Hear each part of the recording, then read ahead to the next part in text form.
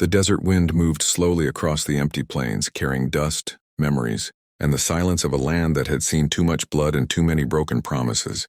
And Jacob Callahan felt every mile of that loneliness as he leaned against the wooden fence of his dying ranch, watching the sun sink behind distant red mesas, like it had done for the last 10 years of his life. 10 years without a woman's voice, without laughter, without warmth, only the creak of barn doors and the steady breath of horses to remind him he was still alive. And it was on one of those evenings when loneliness sat heavier than a saddle on his shoulders that he saw her, walking out of the desert as if the land itself had shaped her from sand and fire, an Apache woman with hair the color of midnight and eyes sharp enough to cut through a man's soul, her leather dress worn but proud, her posture strong yet carrying a tiredness deeper than any wound. And when she stopped at the edge of his land, Jacob felt something shift inside him, something he had buried the day his wife died, and she spoke in a calm voice that held no fear, only exhaustion, saying words that struck him harder than a bullet. "I'm so tired of being without a man," and Jacob didn't know whether she meant protection, love, or simply companionship in a world that had taken everything from her. But as he offered her water and a place to rest, he saw the scars on her arms, the kind carved by survival, not cruelty, and her name was Naya, a woman who had lost her people to sickness, soldiers, and time, wandering alone between worlds that rejected her.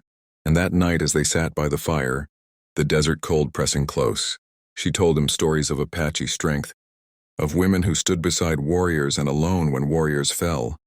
And Jacob told her about the ranch that once rang with laughter, the wife buried on a hill, the child that never lived, and as flames danced between them something unspoken grew, not desire alone but recognition, two souls broken in different wars yet standing in the same ruin. And when she finally slept beneath his roof, Jacob lay awake knowing that dawn would bring change, danger, and choices that could either save or destroy them both. And as the chapter of his lonely life began to close, the desert listened, because the Wild West never gave second chances lightly. And before you move to the next chapter of this powerful story, remember to subscribe to the channel, because stories like this, raw, emotional, and unforgettable, are born from the dust of history and deserve to be heard by those who still believe. The past has a voice.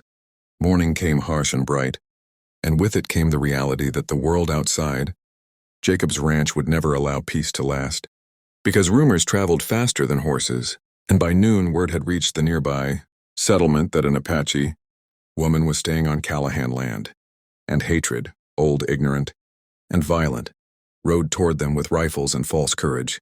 But Naya sensed it before the dust rose, years of survival sharpening instincts no lawman could understand, and she told Jacob she would leave. That loneliness was safer than love. But Jacob stood his ground for the first time in a decade, saying that a man without something to protect was already dead. And when the riders arrived demanding she be handed over, Jacob faced them with a rifle and a truth they didn't want to hear, that the land didn't belong to hatred, and neither did the future.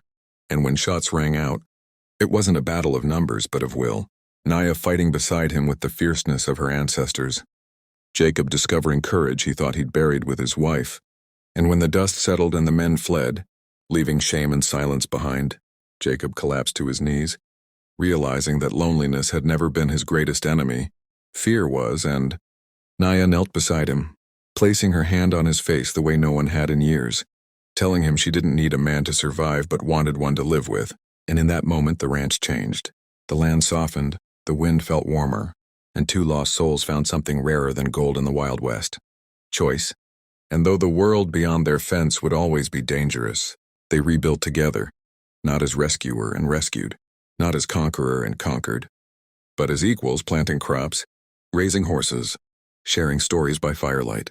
And when Jacob asked her one night if she still felt tired of being without a man, she smiled with a strength born of peace and answered that she was no longer alone. And neither was he, and as their story became a whisper carried by desert winds, a ranch where hatred was turned away and love stood armed with courage, you, the listener, become part of keeping such stories alive.